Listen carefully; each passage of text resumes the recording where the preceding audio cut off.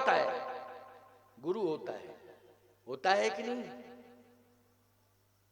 पति के द्वारा उपदेश मिलता है, उस समय वो गुरु की भूमिका में होता है। और जिस समय पत्नी पति के चरण का चरणोदक लेती है, ये नियम बताए गए हैं। आजकल शर्म संकोच करें, हम भले ही कह दें कि पति का चरणोदक लिया करो, है महाराज ठीक है, हम जानते हैं उन्हें क्या है, लो हो गया काम है, हम जानते हैं कि वो क्या है। अरे क्या है तुम्हारे लिए? वो पति परमात्मा है। लेकिन थोड़ा पति को भी चाहिए कि थोड़ा संस्कार अच्छे लेके चले, है ना, संस्कार अच्छे लेके चले। भाई पति हो तुम, जब भगवान बन रहे हो तो फिर थोड़ा सा आचरण भी भगवान जैसा स्वीकार करो। अनसुईया जी ने सब कुछ अपने पति को माना कि नहीं माना? ब्रह्माणी, रुद्राणी और लक्ष्मी, क्यों भाई? ये तीनों अनसुईया जी के चरणों में गिर पड़ी कि नहीं गिर पड़ी? जल्दी बोलो। गिरी। स्वयं ब्रह्मा, विष्णु, महेश, ये तीनों त्रिदेव 6-6 महीने के बालक बन गए, गोद में लेट गए। बोलो लेट गए गोद में कि नहीं? ब्रह्मा, विष्णु, महेश।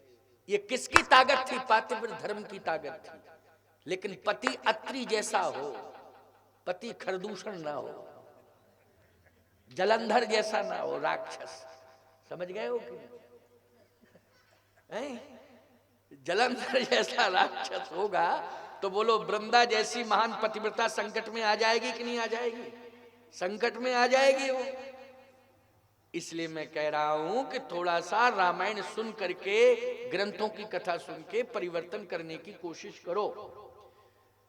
पति की बात माननी चाहिए कि नहीं? जब पति कह रहा प्रणाम करो तो सती जी को तर्क नहीं करना चाहिए था, संशय नहीं रखना चाहिए था, सीधा प्रणाम करना चाहिए था कि पति देव कह रहे हैं हम प्रणाम कर रहे हैं, जब मेरा पति प्रणाम कर रहा है तो मैं भी प्रणाम कर रही हूं। लेकिन सती ने प्रणाम नहीं किया, परीक्षा लेने चली गई और भगवान शिव ने प्रणाम कर लिया और अपने को धन्य माना, मेरा जीवन धन्य हो गया। परीक्षा लेनी नहीं चाहिए थी, वो लेने गई थी तो लौट के जब आई तो पति से झूठ नहीं बोलना चाहिए था, सही बोल देती। भगवान शंकर ने कहा क्यों गई तो थी परीक्षा लेने, परीक्षा ले ली, अब क्या हुआ? तो कहती क्या है? कछु न परीक्षा लीन गुसाई, कीन प्रणाम तुम्हारे नाई। मैंने परीक्षा रक्षा कुछ नहीं ली, प्रणाम करके चली आई। शंकर जी बोले जब मैं प्रणाम कर रहा था उस समय कर लेती, वहां गई 1 किलोमीटर दूर प्रणाम करने, जब पास में थे तब मैं प्रणाम कर रहा था तो मेरे साथ कर लेती जब प्रणाम ही करना था।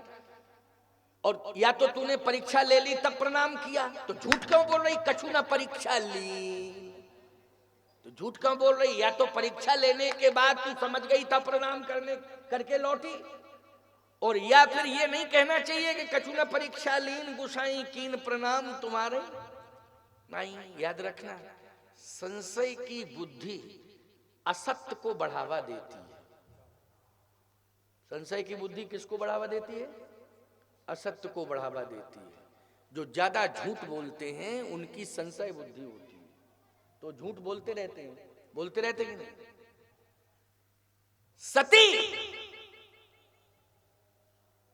सत्य ही मेरे साथ रह सकता है, असत्य मेरे साथ नहीं रह सकता है। बोलो भाई, शिव के साथ सत्य रह सकता है, असत्य नहीं। आज से मैं तेरा त्याग करता हूं, क्योंकि तू असत्य से जुड़ गई। किससे जुड़ गई? शिव तो सत्य स्वरूप है, लेकिन तू तो असत्य का वर्ण कर चुकी है। झूठ बोलना मानी वर्ण कर लिया कि नहीं कर लिया? जब तूने असत्य का वर्ण कर लिया है तो अब सत्य के साथ रहने की कोई आवश्यकता नहीं है। भगवान शिव ने बहिष्कार कर दिया सती का। सती कहती है कि मैं आपके बिना नहीं रह सकती हूं। भगवान शिव ने कहा कि ये तुम्हारा विवेक होगा, लेकिन मैं तुम्हें स्वीकार नहीं कर सकता हूं।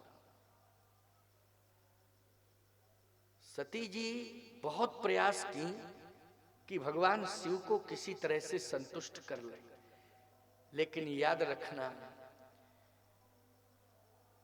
परमात्मा का जो द्रोही बन जाएगा, राम का और राम की कथा का जो द्रोही बन जाएगा, भगवान शिव उसे कभी स्वीकार नहीं कर सकते। इसलिए राम और राम की कथा के प्रति समर्पण बना रहे तुम्हारा। तो मैं सत्य कहता हूं, शिव जैसा दयालु दूसरा कोई है नहीं, शिव जैसा कृपालु दयालु कोई दूसरा नहीं है। अगर राम और राम की कथा से जुड़े रहोगे तो भगवान शिव सदा कृपा करते रहेंगे तुम्हारे ऊपर।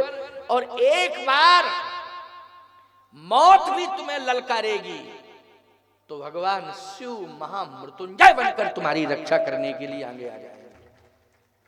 बोलो भाई, मौत को ललकारने वाले अगर कोई संसार में है तो महामृत्युंजय भगवान है। बोलो, है कि नहीं?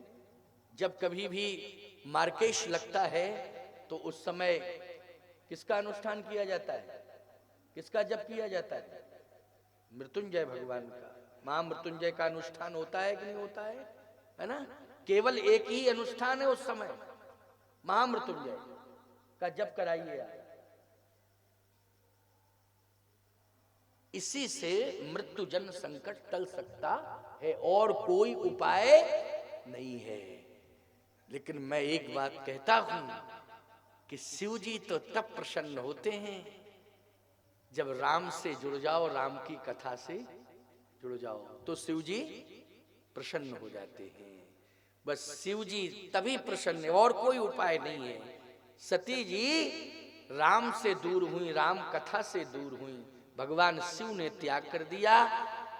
फिर पिता के यहाँ यज्ञ हुआ, सोचा कि सम्मान बढ़ाने के लिए कि भाई मेरे पति का अपमान, निमंत्रण नहीं पहुंचा, मेरे पति का अपमान हुआ है। तो सती जी सोच रही हैं कि अपमान बर्दाश्त न करूं और मैं प्राणांत करूं तो मेरा पति प्रसन्न हो जाएगा, मेरा पति प्रसन्न हो जाएगा।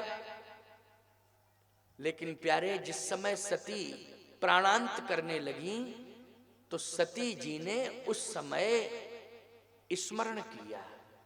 किसका स्मरण किया? बोले, सती मरत हरि सन वर मांगा। हरि मानी भगवान विष्णु। हरि मानी कौन है? भगवान विष्णु।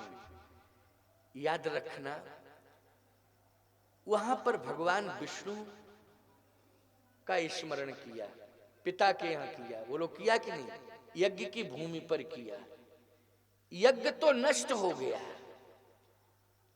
लेकिन सती जी ने भगवान से यही मांगा कि मुझे पुनः भगवान शिव ही मिले पति के रूप में, और दूसरा कोई नहीं। और एक निवेदन है, क्या? कि जैसे ही मैं पुनर्जन्म लूं, कौन सा जन्म? पुनर्जन्म। पुनर्जन्म में किसी की बेटी बनना पड़ेगा, किसी को पिता बनाना पड़ेगा। बोलो, बनाना पड़ेगा कि नहीं? माता पिता बनाना पड़ेगा। तो मैं ये चाह रही हूं कि जिसको भी मैं पिता बनाऊं उसमें इतने प्रकार के लक्षण हों, उसी के घर में मेरा जन्म हो। कितने प्रकार के लक्षण? कहा, एक तो गंभीर हो, स्वभाव में शीतलता हो, और प्रतिष्ठा में अचलता हो। प्रतिष्ठा में क्या हो? अचलता हो, और स्वभाव में शीतलता हो। ऐसा पिता मुझे मिले। चंचल पिता ना मिले, दक्ष जैसा पिता ना मिले। पिता में शीतलता हो, पिता में गंभीरता हो, अचल प्रतिष्ठित हो। ये लक्षण हैं हिमांचल जी में। ये लक्षण किसमें है? हिमांचल जी में ये लक्षण पाए जाते हैं। तो सती जी ने कहा कि पति मुझे भगवान शिव मिले और पिता मुझे शीतल स्वभाव वाला मिले, अचल प्रतिष्ठित मिले, बस यही मेरी मांग है और कुछ नहीं। मैं अगर